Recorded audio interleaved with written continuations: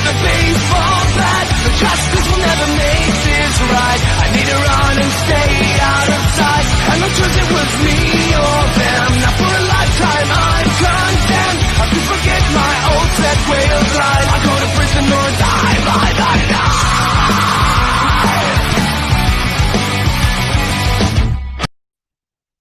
Good day, and good evening. Happy New Year's Eve. It is once again the Total Nonstop Podcast right here on Pinfall Productions. Tonight we're talking about TLC and also Brodie Lee. But before we get started, I want to bring on my very special guest co-host with me, one and only Josh Haney. What's up, Gene? How you doing tonight, sir? Happy New Year to you. It is still New Year's up there in Canada, right? Yes, it is. Happy New Year. We got a lot to talk about tonight. TLC and gosh, that tribute to Brodie Lee. Whew. So I'll send it right back to you. Get it started, man. Let's get it started. Well, let's kick it all off, guys. Let's kick it all off with talking about TLC, the last pay-per-view of 2020, and pop, pageantry, pizzazz. It was in the Thunderdome. What more can we say? Wrestling of COVID. Yeah. If you want to talk about that, check out Paradigm Shift from last night. We covered all COVID. Yeah. So actually, back in the kickoff, there was a 6-man tag team match, and hello. How are you doing tonight? There was a 6-man tag that kicked off in the kick start, and I do believe it was Big E who got the pin over Sami Zayn that night to start it all off, get us all revved up. But the opening match was the new Intercontinental Champion. Yes. Yes. He wasn't Intercontinental Champion just yet at that moment. I still got to throw it in. He is now.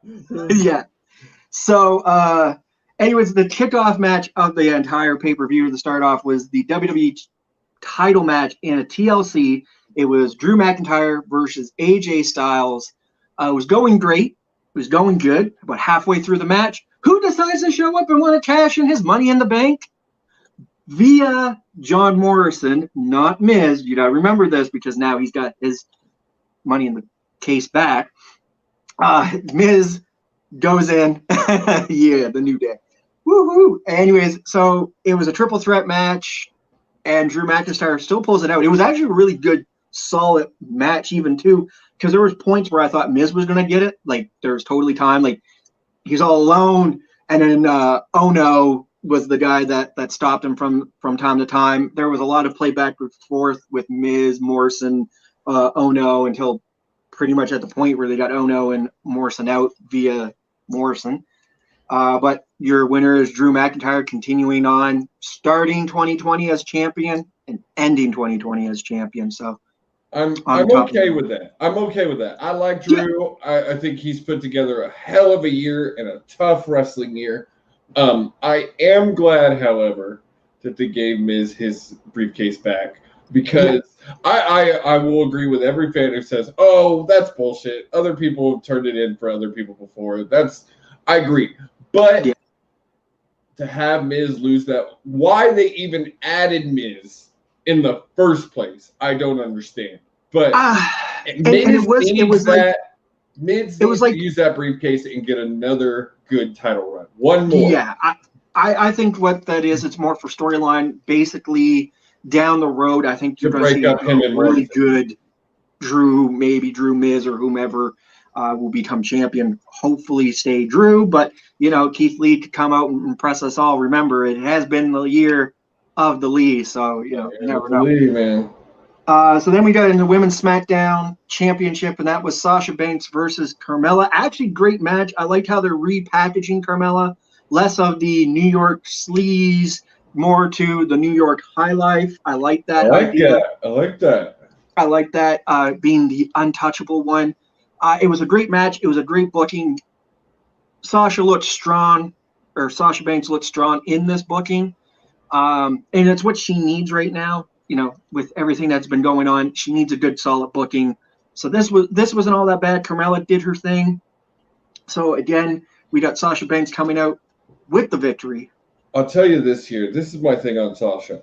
I always felt of the 4 horsewomen, Sasha is the most talented and probably deserved the most. Now, we all know who got it, and I will not say that Charlotte's not talented, but 50% of what she gets is because her last name is Flair.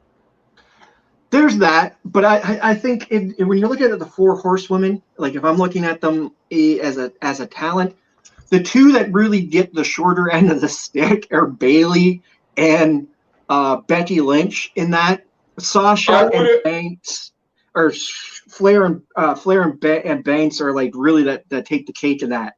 I would agree with you usually, but Becky kind of like stepped up and made that not the case anymore. Now, they were never going to push Becky until she did exactly what she did and took it. And That's right. Now I feel, and now will it be that way when she comes back? You don't know. But I feel now she is definitely upped herself, and she picked the perfect time. Charlotte was out. Bayley was having her run. Sasha wasn't really doing much at the time. So she picked the perfect time to do it. Yep. Now I see Becky as the number 1 in the 4 horsewomen. And it goes to be, I say the 4 horsewomen, and the only thing is I wish they had have done the 4 horsewomen of MMA versus the 4 horsewomen of wrestling. They're gonna make that happen sooner than sooner than anything. I know with all the stuff that's been going on with Ronda and whatnot, I know she's still in good talks with the WWE, but I think a lot of that broke down to getting Shayna and the other 2 girls to wrestling level to make it a somewhat good match. Because I think Shayna's already at wrestling level. Now they are. I'm saying why they didn't do it earlier. Yeah. The two tag teamers and Shayna, because I agree. I hated Baszler in the beginning. Her first run as NXT champion, despised it. But she came into her own. She really built up as a good heel, and I started hating her as the heel like I'm supposed to, and not hating the run. That's right. And then we move on to the Raw Tag Team match. I agree. Rambo, you and me agree for once. You and me and Gene all agree for once. This is that broken nose, number 1. Yep. So then we have the Raw Men's Tag Team match, the New Day versus the Hurt Business. And honestly, I love the build to this because I do follow the WWE on Instagram. So the day before TLC, Xavier Alexander had took over Instagram. Cedric Alexander took over Instagram of the WWE. He was, posing saying, Hurt Business 100%. We're going to get the tag team titles. Here's why. You watched them train, everything, that whole entire Saturday, and then Sunday they relinquished back the control of Instagram back to the WWE. It was a great way to set up for what happened at TLC, and I love the tag that he does. MVP never told him to tag. Shelton didn't want to tag, but it was a blind tag, and he was like, "I'm going to show you right now." It's a bad omen, Rambo. Bad omen. I'm gonna show you right now. Cedric was like, "I'm gonna show you right now why you put me in the Hurt Business." He hits the high fly move. 1, 2, 3. I was like, really? Is like they're not pulling this back? They're not going to restart. Nobody's coming out. Hurt Business. Everything came up all at Hurt Business. Hurt Business is looking good. They deserve the tag team titles. Hurt Business, and this Gene follows WWE pretty closely. I do not watch it. I follow it in other ways. But the Hurt Business is one of the best things WWE has going in 2020. And I'd say this. I thought it was a stupid idea when it first came around. I did not think it was going to work just because of the way you heard it coming out. It's the new Nation of Domination. I was like, in this political correct world, it's never going to work. But MVP has saved the careers of Bobby Lashley, of Cedric Alexander, and of Shelton Benjamin. And these are 2 guys that earlier this year were jobbing out to every single person. Bobby Lashley was in a freaking relationship with Lana. And Cedric Alexander was stuck in the cruiserweight division. And by the time he got over onto Raw and they were using him, he was again being jobbed out. I agree. He's not wrong. And he saved their careers. And not only did he save their careers, he saved his own career. Yeah. You can't tell me he's not the producer putting this whole thing together. You know he is. Well, it's that same way if you look back and like you said, the homage to the Nation of Domination. Who was really running the Nation of Domination? Farouk. He went out and scouted these guys to make them better, right? They were locked in bad gimmicks or they were locked in bad storylines. So when they got with the Nation, it was what was getting you over, right? The Rock got over from it, Mark Henry got over from it. And the way he's building it, I could see totally someone getting there's never going to be another Rock. Like you're never going to get that level, but someone getting that kind of main roster push because of the Hurt Business. It's probably going to be Bobby Lashley because I'm seeing shades of the Bobby from Impact, which I loved. I loved the Walking Armageddon. I thought, what up, KW? So I love the Walking Armageddon, and I'm seeing more and more of that, and I love seeing Hurt Business dripping in gold. Oh, it's going to look good. I honestly, 110%, when it was starting off, Hurt Business starting off, it was just Bobby Lashley, Joe here, yes. It's called me when the Hurt Business was starting off, and you had one guy holding gold, and it just was mediocre at best, and they were starting to work a good angle with what was it? The Retribution. And there was this good heel heat that was coming in, and I'm like, oh yeah, this is gonna be great. And then the story just flops, and I'm like, okay, now what are they gonna do? And when it was perfect for the New Day to come over and work with them, because that what made them shine even that much more. So it was perfect all the way around. So before we get into any more action, we're going to go right ahead at our first commercial break. We'll be right back, guys. Hey, keep dropping those likes and hearts. That's right.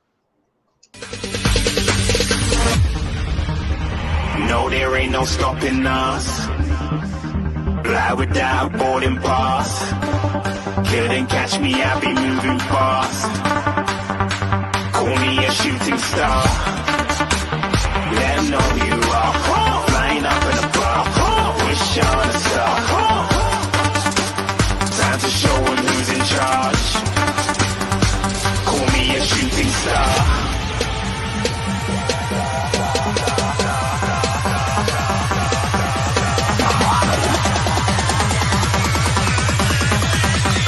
Shooting stars. Didn't even get to bronze.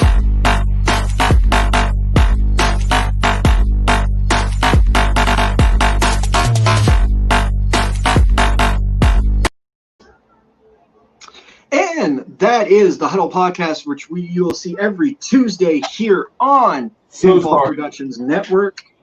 And that is at 9 o'clock Central Time here on Pinfall. Check that out. It is going to soon be changing from the Huddle Podcast into the Sports Report. Actually, starting this week, it will be the Sports Report. Sorry about that. Kids, man. Kids. I get it. I get you.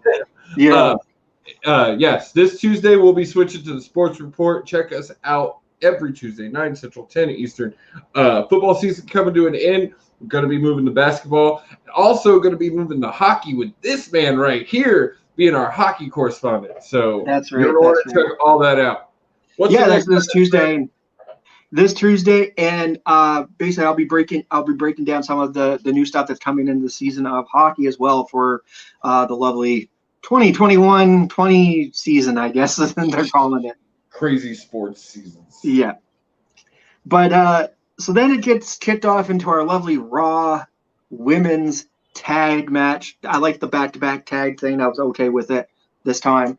Normally I'm not okay with it. Like I'd like to have like a singles match than tag, but this was okay because I wanted to find out who was going to be the tag team partner with Asuka.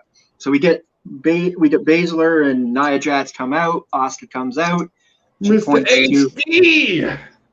If you will. If you will, baby. Yes. So she points over to the lovely Titantron, and who by no means comes out. Woo! Charlotte Flair shows up. Dominating tag team, if you will, if you want to say. I mean, on paper, fantastic tag team. And I mean, Rambo called it. I don't even follow WWE, and you knew who it was going to be. You knew. Yeah. What up, Moats? How you doing tonight, sir? Hello. So you knew who it was going to be. And on paper, great tag team. But I'm just tired of Charlotte. I swear, Charlotte is worse than Roman. Like, they shoved Charlotte down our throats worse than Roman. I think the thing here is the reason why we feel the way we feel about Charlotte is I don't think Charlotte's had a good, really, really, really good heel run. Because every time she gets into a mode where they're trying to make her the face, they want her heel, right? But we really haven't seen from a year to year, like one full calendar year, a heel, because it'll start off like she's going heel and then they'll try to book her in as a face somewhere halfway through the year. Leave her be. Her father was great heel. The only time I ever started liking him as a face in a bit was when he got older. You know what I mean? Older Flair could pull the baby face. Young Flair, that's right. That's right. And I think and I think that's the same thing with Charlotte. Right now, Charlotte's building that moniker that she's, the top woman. She's already got 12. She's, like 4 away from being 16-time women's champion. Let her get that 16. Let her get that moniker. Let her get that where her father was, so that we can. I just want to see her have a really good run and have a really good face to work off of, like Ric Flair and Rhodes. You know what I mean? Like that was an awesome feud. We need something like that. Will we get that with Becky and Flair? There has been moments where it's been good. There has been those moments, but it was like, oh, we're supposed to hate Becky and we're supposed to like Flair, when the fans were like, no, we hate Becky, or we hate Flair, but we love Becky. You know what I mean? Like, you should have just. Becky wasn't being shoved down our throat. Yeah. So, but anyways, we have new women's tag team champions. I think a little bit of that. One, yes, it's Flair. She won gold. But two, on top of that, I think there was a lot of it was just to get the titles off of Shayna Baszler and Nia Jax. I think there's a lot of stuff that you can do singularly with Shayna Baszler more than you can do with her in a tag team. If you're wanting to legitimize the titles, legitimize the women's tag titles, there's really no one better to put it on than Asuka and Charlotte. Like they will make it a legit title, and it could lead to an awesome feud between the two. My issue is I feel like it is similar to what they just pulled with Bayley and Sasha. I think it is, but I think you can pull it off a little bit different, where you're not going to have them as like besties, all the time, and they're going to shove it down like they're sometime a role model. I think this is, as you can tell, a tag team out of necessity. I mean, Rambo's got a point here, and this is it. This is it. Like, she's what? 8-year career, 8-year WWE career, something like that. Yeah. And she's 4 away from a 16-time champion. It took Flair 30 years to be a 16-time champion. And she's getting it like that. You know what I mean? That's why us as fans are frustrated. And I don't disagree with that one bit. And then moving on to the next TLC match, Roman Reigns versus Kevin Owens. Now, this, to me, 110% I felt was match of the night. And even though that, yes, later on in this pay-per-view, we had the Fiend, the Firefly Inferno match. Hello, Mr. Austin, how you doing tonight, sir? Happy New Year to you, sir. Happy New Year's. To me, this was the match, for me anyways, was the feel of match of the night. It was hard-hitting, hard-going. Owens showed you the reason why Owens in anything with ladders, tables, chairs is phenomenal. He gave it his all. He wouldn't stop. It was really good match. We knew, and this is 100%, we all knew that Jay was going to get involved some part somehow, which he did.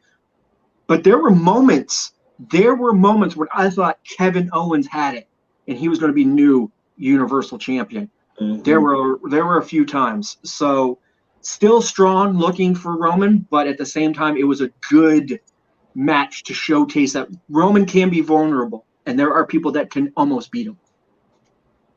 I have to address something real quick because it was brought up. Mr. Austin, you can message me personally, and I will answer that question. But I agree. And I love KO. I'm ready for him to have a really good non-Jericho title run. Like, yep. He's worked this whole Stone Cold-ish vibe that he's got going, and like I never thought that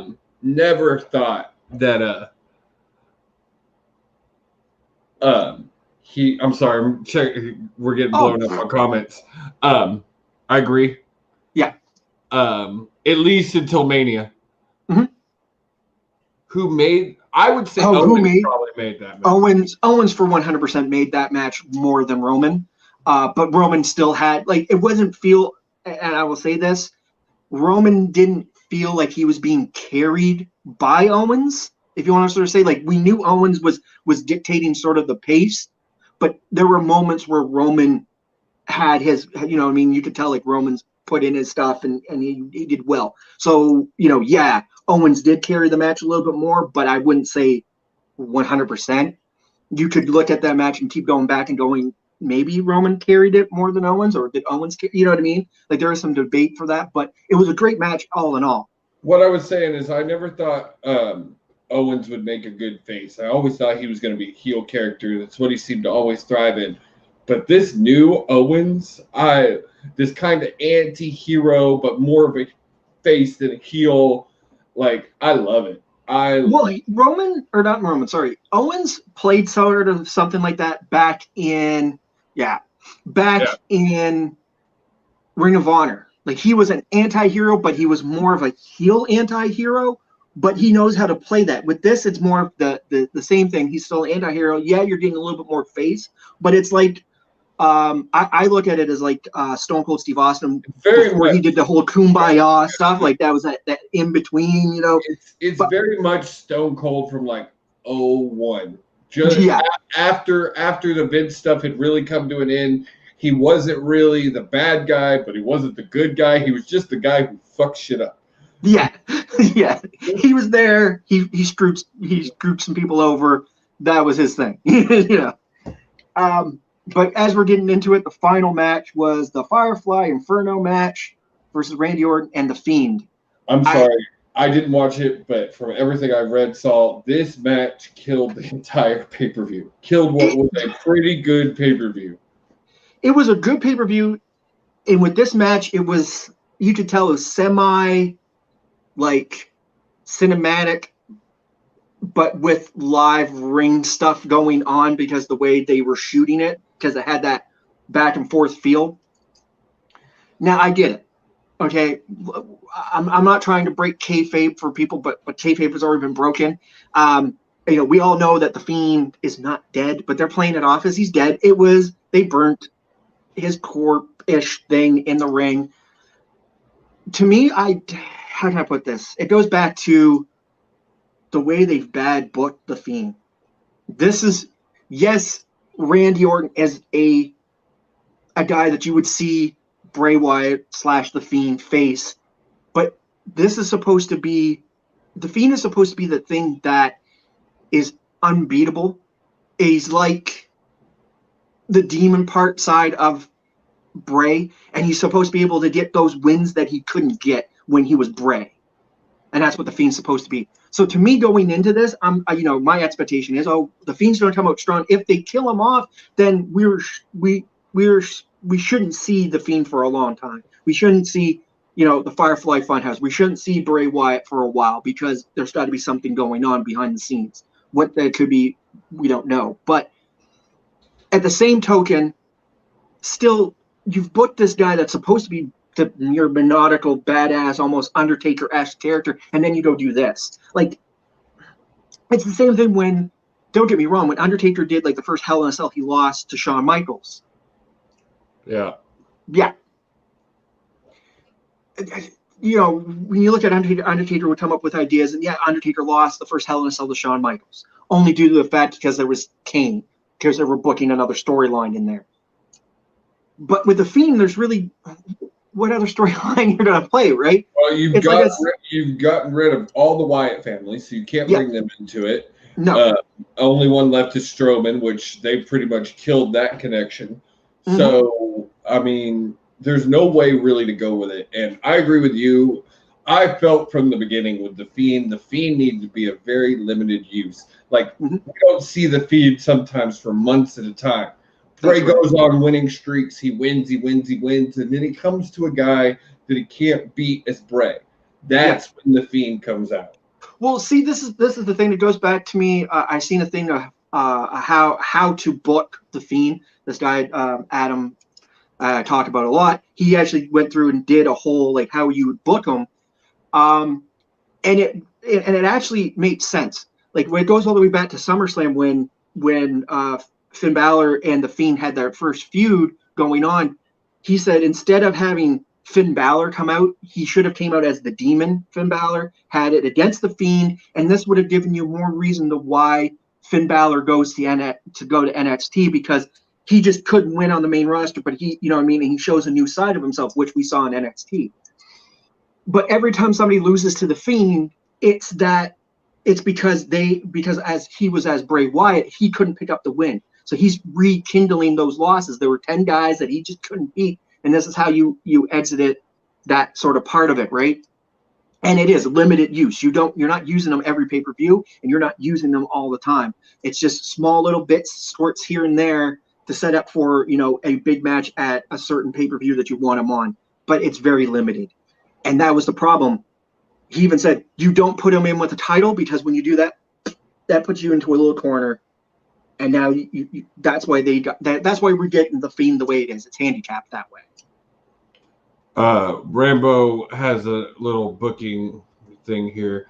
I have an eye out there, but you clear your minds. The Fiend gains followers as Taker did as the Ministry. I believe some of the Retribution guys will end up in the same way with Bray.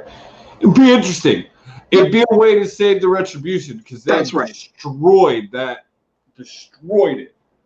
If I'm looking ahead to 2021 and I want to be able to save The Fiend, I want to be able to save Retribution in a whole package. Yeah, I would do that, just because I think you could easily, and I think you allow Bray. This is the thing: you allow Bray to really have creative control over that, and it be letting him. If Bray was to do it, it would be like a long-term book, but he'd be grabbing guys one at a time and slowly piecing them into the Firefly Funhouse, and probably piecing away the puppets and replacing them for the puppets, right? So then after a while, you get this layer effect, and then it, you know what I mean, made sense why they're there and why he's using them, right? As his new family, you know what I mean? It would work. And it would also give Alexa Bliss something to do and more and more. But and all in all, TLC was a good pay-per-view up to that point with The Fiend. Because that I think that killed a lot of steam that they were doing. They were like, oh, this is a great pay-per-view. And then now this comes. And it has nothing to do with bad wrestling from Bray or Randy. It's just the whole idea, the concept was bad. It's like that time, like I could already tell when I was watching the match, I could already tell who was going to get light on fire, because Bray Wyatt was in full garb, no jacket tucked off. Like he was, you know what I mean, the whole entire time. Randy was, you know, in a holy, you know, hoodie. And I'm thinking to myself, yeah, they're not going to light Randy on fire. Like Randy's probably the first guy would be like, no, I ain't touching fire. Don't want nothing to do with fire. You know what I mean? So yeah, but in all, good pay-per-view. Just, I would say if you're going to go back to rewatch it, just once it gets to that Fiend part, you know, just don't. And with that being said, we're going to go on a break. We're going to come right back, and then we're going to start talking about Brodie Lee. All right, we'll be right back, guys.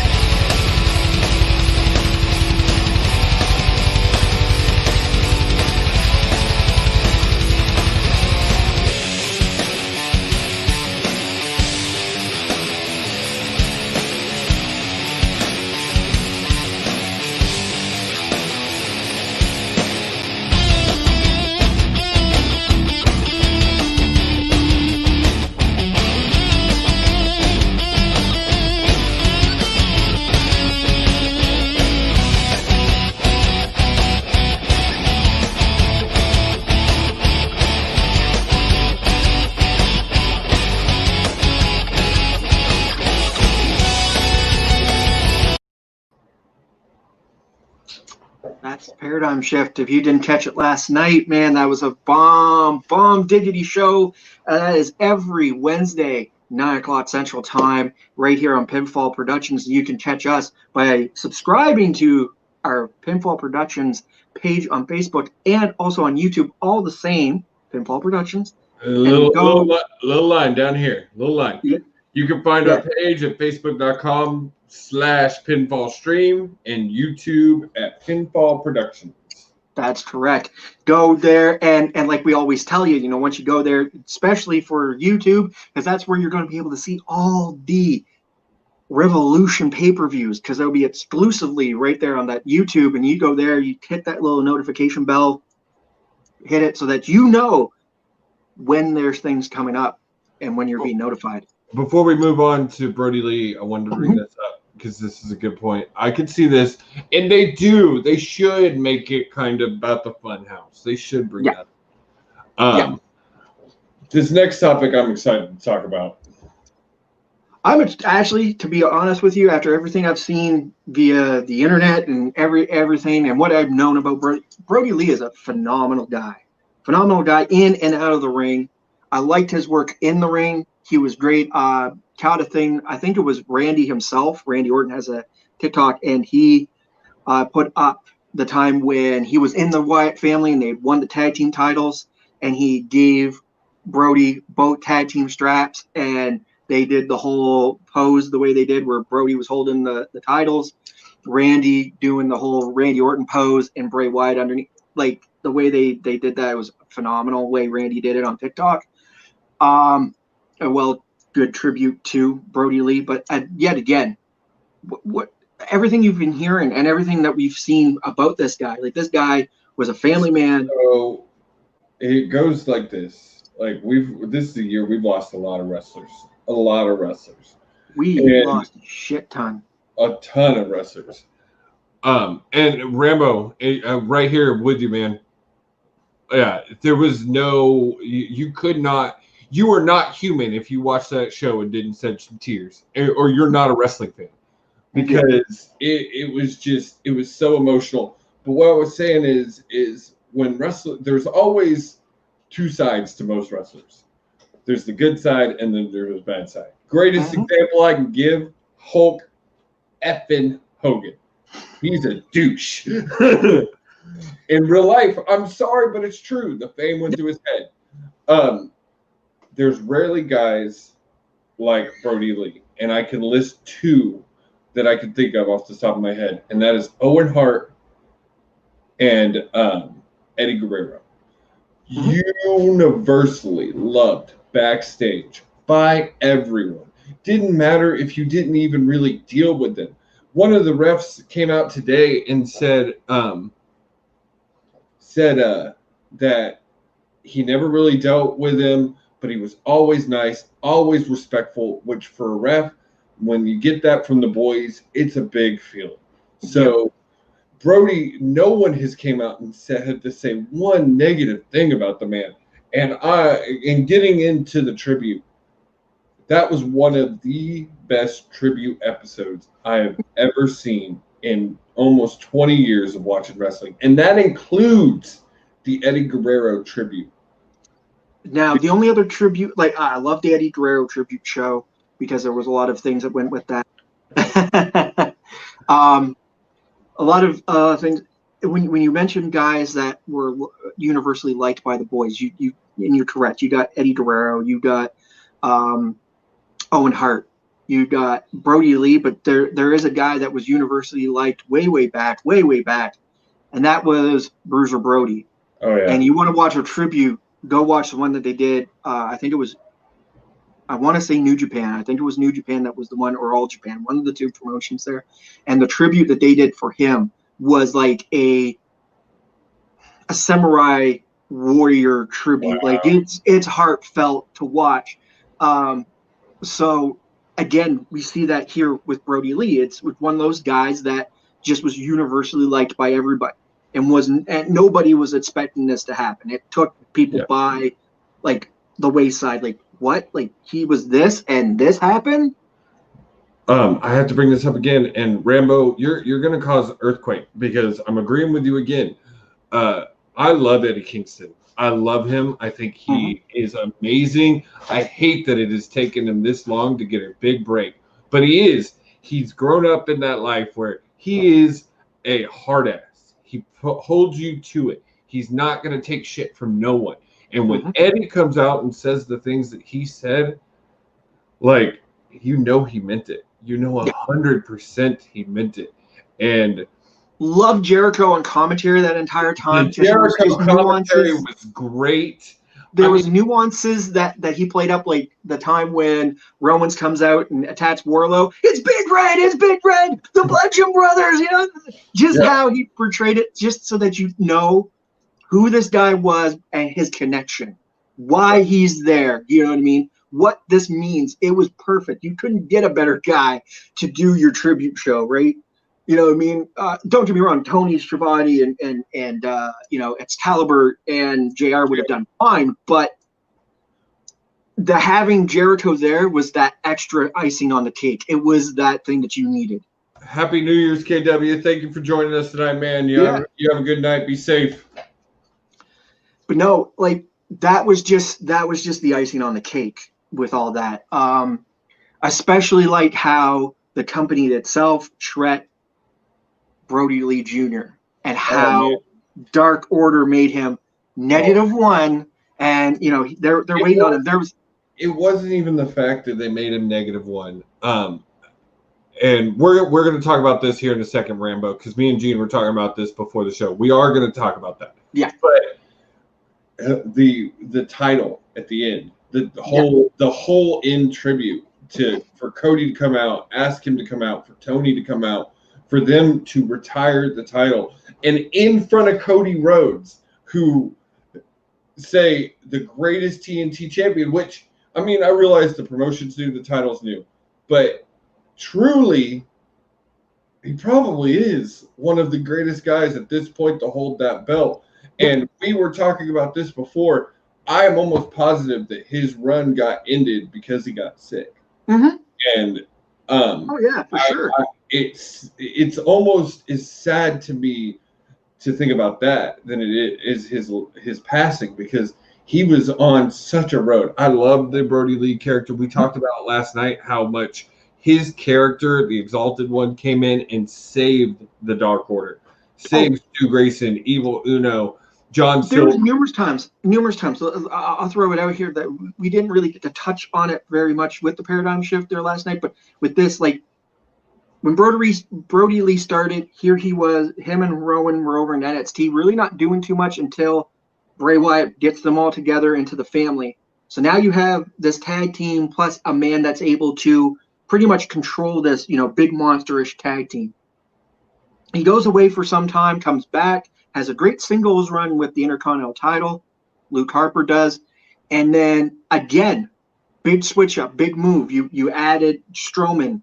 Again, there was, Brodie still doing his thing. Change very minute, but he did evolve.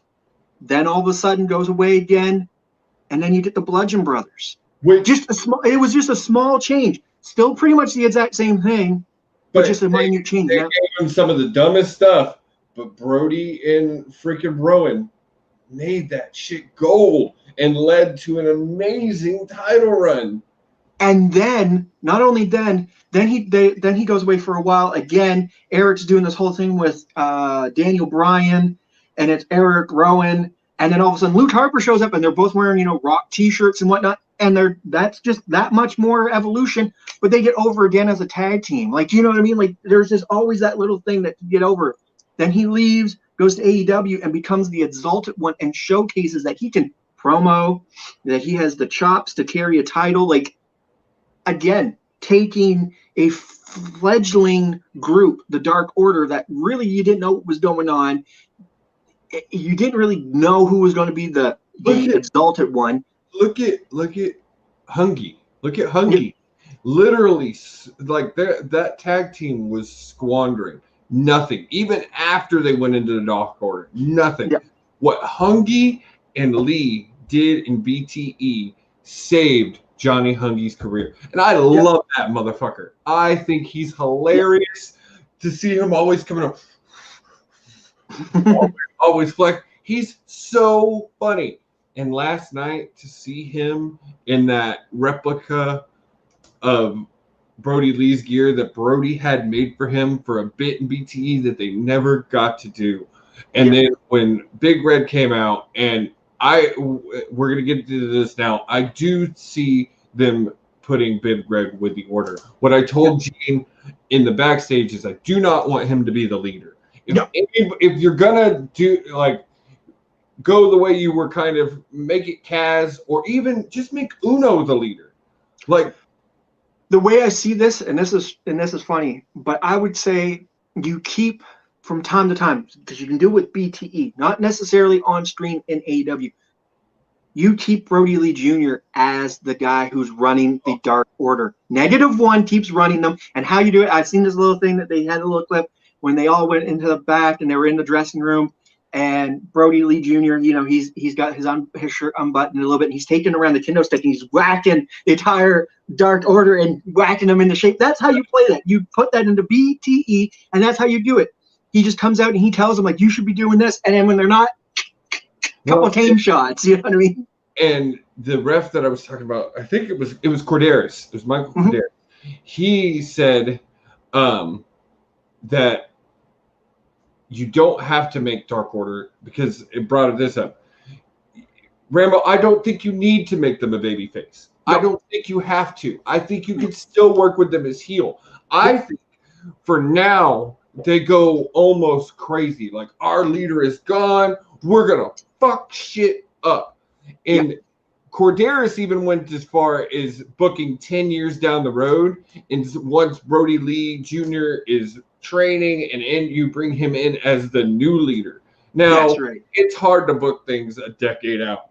But the way you booked it, even, you could do that now. You could do that now. Just have him as maybe he makes a one-off appearance every so often when the Dark Order's in, like, a huge match on Dynamite or a pay-per-view. But other than that, you don't see Brodie Lee Jr. -1 at all, except on BTE. Whipping those guys with a cane. That's right. Whipping them with the Singapore cane. I love the whole play to that, even too, with MJF. MJF comes out, grabs the mask, spits on it, bam. You know what I mean? Like, you couldn't get anything any better. Oh, like I said, you know, wrestling fans, we talk about it on these shows a lot. We could be some of the most toxic people in the world. But when one of our, I say family because this community is a family. Like, no, we as fans and creators don't always know everyone we're talking about. But we have been watching this business for 20 plus years. We have been watching guys like Brodie Lee for 10. So the guys who followed him on the indies in Chikara have been watching this man for 15, 20 years. And so they were invested. I've been watching him for 6 years, and I just saw a great talent starting to come out. And it's sad, and it is. But you look at this show, there's really nothing to tear off of it. Like, you know, every show they do, the magazines do like 5 good and 5 bad. This week, everything was 10 good, 0 bad. Because there was nothing to tear apart in that show. The matches were great, even though they were booked by a 6-year-old. They did them so well, and exactly what I wanted. Dark Order came out on top in every single match, looking strong. They booked it great. Like, you couldn't ask for a better send-off for a guy. These were all matches that, and people that Brodie worked with or had connections with. So they didn't mind putting this together. This was, even though it's Brodie Jr. putting it together technically, it still was. Well, they said about the main match, the one that was, it was Cody, 10, and Orange versus Butcher Blade and Kingston. Those were Brodie and Brodie's favorite guys to watch together. That's right. Those were the ones that they would sit down and watch together. Because -1 is a giant wrestling fan, like huge wrestling fan. And so you couldn't ask for a better. One of my favorite things of the night was one of the first matches of the night. Colt Boom Boom freaking Cabana, man. The dude, and I didn't know this. I guess him and Brodie had been friends for a long time before all this. And they had some time together in Chikara, and they've been really good friends. And you look at the storyline too of the Dark Order. Brodie was the one who picked Colt and brought him in, and Colt still to this day has always felt a little out because he's the smiley guy, but he's the happy-go-lucky. But this right here made me feel like Colt is Dark Order. Like you saw parts where he got mad, he got angry, and then the part where that new tag team came out. Can't think of their names now, the rapping ones. They came out and he laid the boom boom on the guy. Whoa. Dude, and I love seeing Colt getting revived because that's right. And this is the thing. I think a lot of this at the end of the day, like AEW, even the WWE did some of the wrestlers have come out and talked about Brodie Lee and whatnot throughout. I know Up Down Down just did a little tribute package that they had, and these were like just clips of him when they were playing video games and stuff. And you got to see the actual John Hubley. Up Down Down. I love watching. Yeah. There's one in there where I think Kofi Kingston beat him in a video game. And he's going, Kofi's going, and then as Hubie's leaving, he looks at him and goes, "You're still not tag team champion." He goes, and Kofi's going, he goes, "He didn't have to do that, man." It's just like little things like that. You know what I mean? I didn't see this, Rambo. I'm going to have to go find this. There's a clip last night of -1 beating Silver. Yeah. I'll have to go watch that. By the time it ended, and they put that belt on -1 and then showed that video package, I was bawling.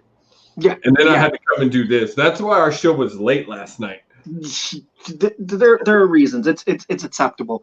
And, it just, in one way, we are, we're all tributing Brodie Lee and it brings us all together. But in another way, what saddens this whole thing is it took losing Brodie Lee for everybody to really understand, like, COVID-19 kicked our butts. And even John said it, like, COVID-19 was not nice to us. 2020 was not nice to us, but we didn't need to lose Brodie Lee. Yeah. In order for us to go look back, there was some bad parts about this, but there was some good because it brought everybody together, but we didn't need to lose him. Like, we lost too many to just even begin with. We lost in the beginning, we lost, what was it? We've lost Shad. We lost Rocky Johnson. We lost Pat Patterson, El Parca Animal. 2. Yeah, Animal. Like, there's just these things, right? The surface. Yeah. Kamala. Yeah, Kamala was another one. But yeah, we can, like, as Zeus. We didn't need to lose these guys for us to understand. He wasn't saying he died from COVID-19. No.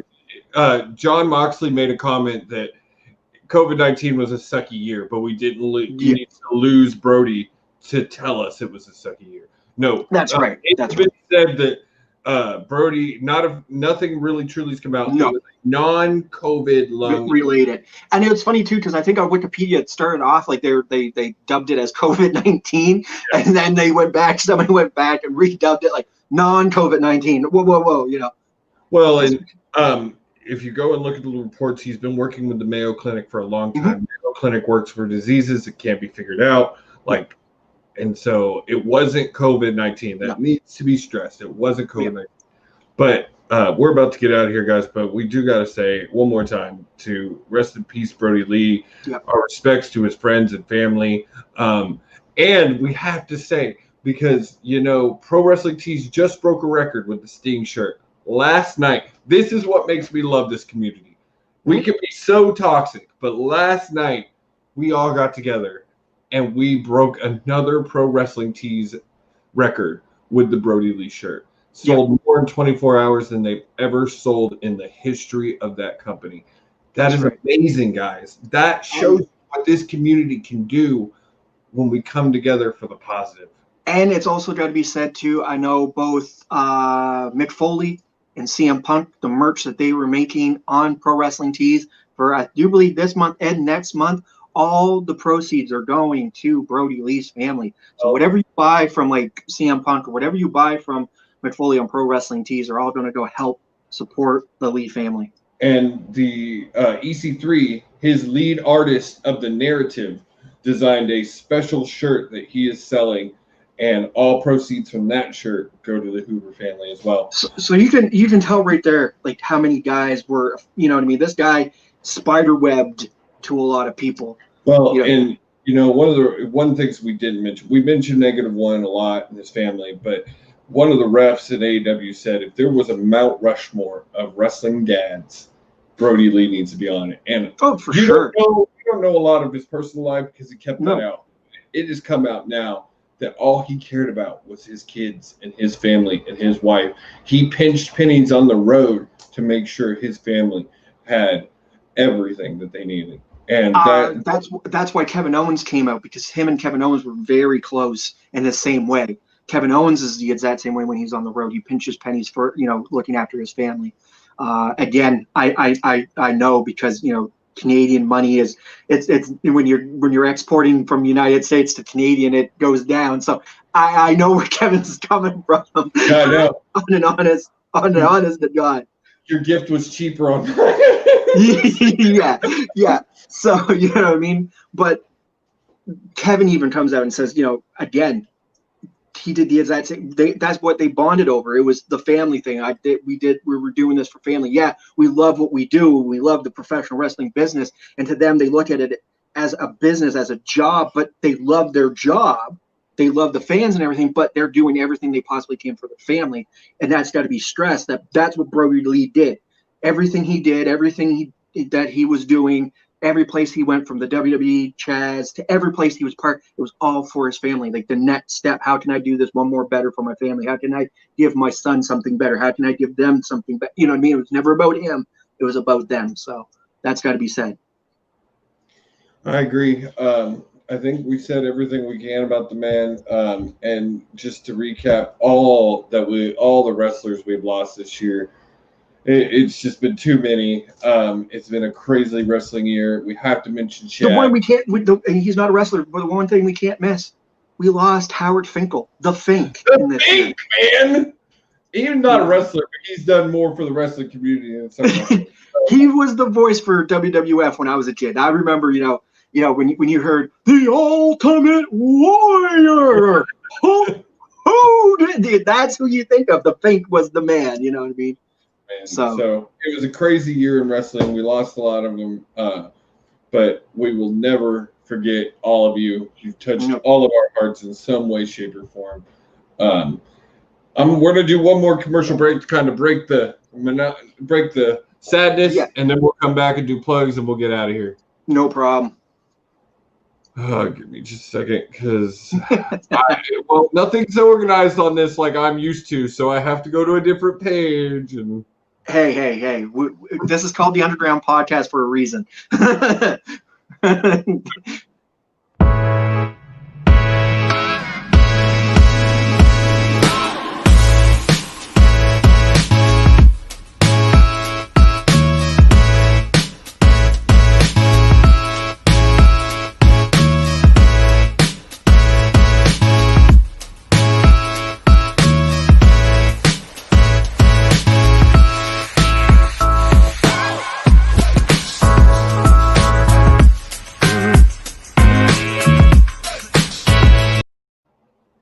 And real quick, we're going to do one more because it's one last thing to plug, and there's a breakdown this weekend. Awesome.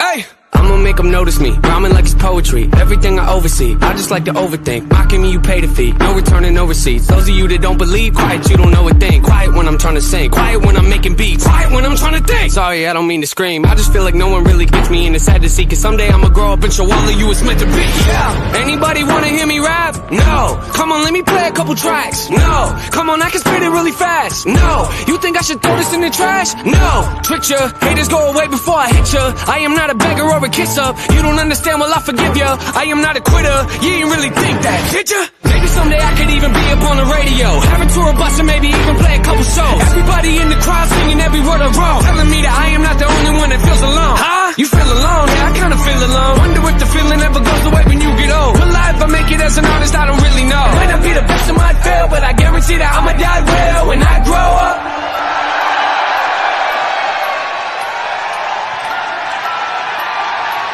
Don't forget to catch that this Sunday. And just a little scoop before we hit the shameless plugs. I just want to throw this out there because I don't know. I know we're hitting the WGP page. I want to say congratulations to Eric Lowe for becoming the new WGP heavyweight champion. The icon. Yes, he deserves it, by the way. He deserves it. I watched that, and I watched just for the main event to see who the championship was. And I got to say, both guys brought it, but icon. Congrats, man. Yeah, congrats. But Revolution this Sunday at 1 Central. You're going to want to check that out. Big card. It's still the continuation of the evolution of Revolution tournament to crown our first champion, which that is going to be crowned on a pay-per-view. I dig RYK with that recap. I wasn't expecting that to show up, and then all of a sudden RYK put in that recap. He caught some really good points. If you haven't catched that, that's over on Revolution page. Now, I think it's also here on the Pinfall page as well. So you can check it out. Pinfall first, and then shared to Revolution, so you can check those out on Pinfall or the Revolution. My cousin actually commented on that and said that RYK sounds like Mauro Ranallo. Well, he's the voice of the Revolution, and voice of Pinfall. And voice of Pinfall. That's our boy. So as we've covered on this show, check out Paradigm Shift Wednesdays 9 Central, 10 Eastern. Check out The Huddle, formerly The Huddle, now Sports Report 9 Central, 10 Eastern. Coming very soon on January 19th. The girls that have been premiered on the Geek Gauntlet will be breaking off to their own show. Check out Double XP with Kay and the Punisher. That's going to be awesome. That's going to be a fun show. I can already tell they're going to show. And we were discussing it. I'm going to be on the first episode. I'm so excited. It's going to be all things video games. It's going to be really interesting. I'm going to do a walkthrough about Assassin's Creed Valhalla because I'm just about to finish it. Awesome. It's going to be an awesome show. You're going to want to check that out. We got tons of great shows coming to Pinfall this year. You're not going to want to miss it, guys. Big things coming to Pinfall. You're not going to want to miss it. You can check out the Geek Gauntlet this Saturday. Mr. Gene, Mr. Will, Mr. Shaw, and then this pretty face. You're going to be there. You're going to be there too, Josh. And then there's also going to be Punisher. And there's going to be Kay for their last time. We're going to weep. We're going to cry. We're going to talk about 2020 and the geekdom. It's going to be phenomenal. Come on. Awesome. And then on Sunday, you can catch me on Wrestling 2020 at freaking 7 a.m. in the morning.